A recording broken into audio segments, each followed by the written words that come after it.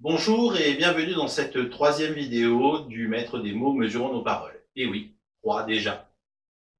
Dans les deux premières, nous avons notamment parlé du contexte, de celui dans lequel je travaille, de la manière dont j'aborde les choses. Aujourd'hui, nous allons rentrer dans le vif du sujet. Et pour cela, nous allons faire un petit retour en arrière dans ma propre vie. Pendant les 20 premières années de ma vie, on a eu de cesse, dans le milieu où j'ai grandi, de me répéter qu'il ne fallait pas être matérialiste, qu'il ne fallait pas courir après les biens matériels. J'ai grandi dans une cité HLM au sein d'une famille où les valeurs étaient justement beaucoup plus morales que matérielles, et j'avais énormément de mal à l'époque à comprendre pourquoi ces personnes-là me disaient justement de ne pas être matérialiste alors que j'avais l'impression de ne pas l'être, et que quand je les écoutais, je ne les entendais que parler de maison, de rêve de maison, de grosses cylindrées, de la dernière hi-fi, de ce genre de choses-là. Il y avait quelque chose dans mon petit cerveau qui a chopé, qui ne tournait pas rond. C'est bon, ça y est, t'as fait pleurer dans les chaumières, tu veux te faire sponsoriser par une marque de mouchoirs en papier, parce que, bon, t'as pas encore assez d'abonnés pour faire du placement de produits, hein. T'es qui, toi? D'où tu sors? Je suis Steve, le petit gars qui bosse à plein temps, là, dans ta grosse tête, qui gère tes connaissances, tes compétences, tes mémoires, tes souvenirs. Enfin bon, il y a du boulot là-haut, hein. Je suis un peu ton bibliothécaire, ton archiviste. Et puis ben, vu le boulot dans lequel tu t'es lancé, je crois que ben, on sera pas trop deux pour avancer, non? Bon, ok, enchanté, mais ça te dispense pas d'être poli. Bonjour tout le monde. C'est bon, tu peux reprendre. Monsieur est trop bon. Bon, reprenons. Le matérialisme, c'est tabou. On en viendra tous à bout. J'ai mis 20 ans de plus à vraiment comprendre ce que signifiait cette notion. Et pas vif. En fait, ces 20 années-là, ça a été des expériences de vie qui m'ont permis, effectivement, de pouvoir appréhender au plus profond de moi-même ce que cela voulait dire et ce dont j'avais réellement besoin. Car là est la question. Ceci dit, tu devrais être un peu au courant quand même, non? J'ai compris que ma relation au matériel dépend de ce que je considère comme essentiel. Bien, intéressons-nous aux mots. Comme tu le sais, ils en disent beaucoup plus qu'il n'y paraît. Le matérialisme, c'est être attaché et rechercher quelquefois plus qu'il ne le faut les biens matériels, ce qui est solide, tangible, concret, bref, la matière. La matière, je crois qu'on peut s'amuser un peu avec ce mot-là, non? Exactement. Tout d'abord, on entend l'âme à tiers, le tiers mathématique.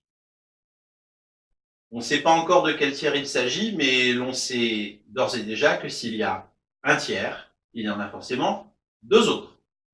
Nous avons donc 3 inconnus. Et les matières, mon cher Watson?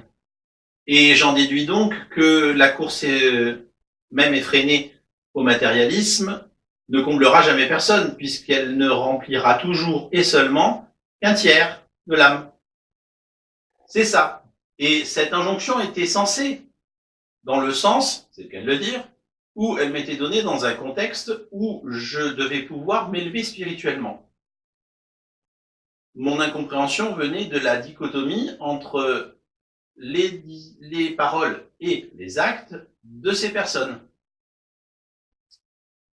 Faites ce que je vous dis, et pas ce que je fais.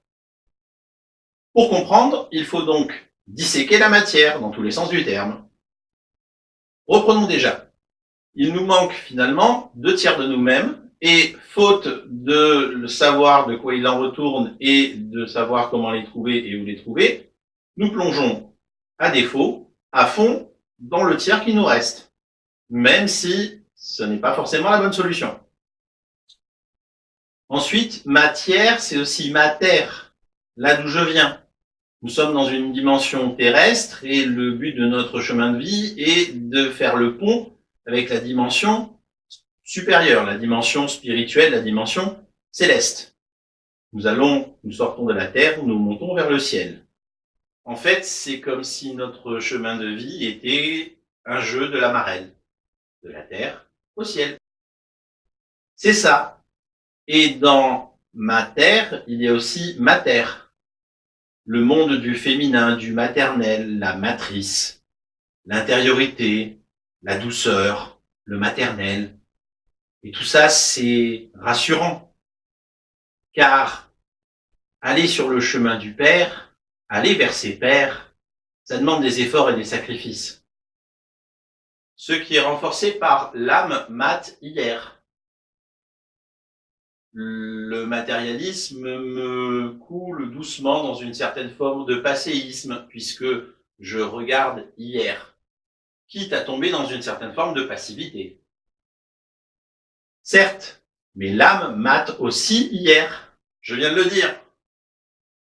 Non, l'âme mate dompte aussi hier. Et puisque les mots créent les mots, la solution se trouve justement là. Pour avancer sur notre chemin de vie, pour nous élever, pour devenir spirituels, nous devons à la fois nous affranchir de notre passé et de notre condition matérielle. C'est une solution 2 en 1. C'est bien beau, mais ça nous mène à quoi? À l'essentiel. Pour s'affranchir du matérialisme et avancer sur notre chemin de vie, il faut définir ce qui est essentiel pour nous. C'est à la fois le but vers lequel on tend, et c'est également le contrepoids du matérialisme. L'essence du ciel.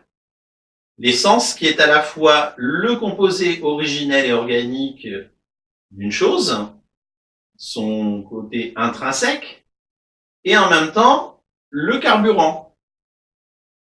Combien de fois vas-tu plus faire l'essence que le plein de carburant? On peut également lire les sens du ciel. Ce sont donc nos sens qui guident notre chemin de vie. Ces sens qui commandent nos émotions, ces fameuses émotions. Motion qui vient du latin movere, qui a donné mouvoir, mouvement. Les émotions, c'est ce qui nous fait avancer. C'est notre carburant, notre essence. C'est donc par la gestion de nos émotions, en utilisant la bonne essence, que nous nous extirperons de cette matrice, que nous nous affranchirons du passé, et que nous quitterons cette dimension matérielle pour pouvoir aller dans une dimension supérieure, vers notre divin intérieur, vers Dieu le Père, le Fils, Père. T'as tout compris. Et on fait ça comment?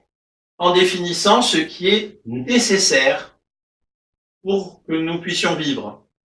Étymologiquement, en grec, nécessaire veut simplement dire ce qui est utile à la manifestation du destin. On est toujours dans le même contexte. La boucle est bouclée. Plus on travaille sur soi, plus on atteint sa quintessence. En fait, c'est comme le parfum. Le parfum, de prime abord, c'est l'association physique et biologique de fragrances, avec effectivement une certaine odeur. On en extrait ensuite l'essence, qui est beaucoup plus subtile et qui a plus de valeur. Tu pourras d'ailleurs le vérifier en parfumerie, ça coûte un peu plus cher.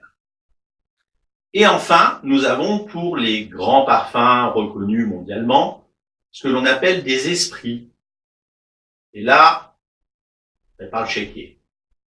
Mais nous sommes dans une concoction qui est autrement plus pure et subtile que le simple parfum de base. Donc, si nous résumons, nous avons le matériel, l'essentiel, le spirituel, le physique, les émotions, l'esprit, le passé, le présent, le futur, la profondeur, la largeur, la hauteur. Et en fait, quant à la villa sur la côte avec piscine, le 4x4, le yacht, la hi-fi et tout le reste, ce n'est en fait qu'une histoire de cohérence et de frustration.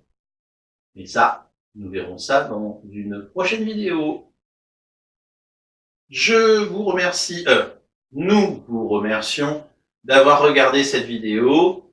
Pensez bien à vous abonner à la chaîne si ce n'est pas déjà fait, à activer la cloche de notification juste à côté de l'abonnement pour pouvoir être tenu au courant des nouvelles vidéos qui vont sortir.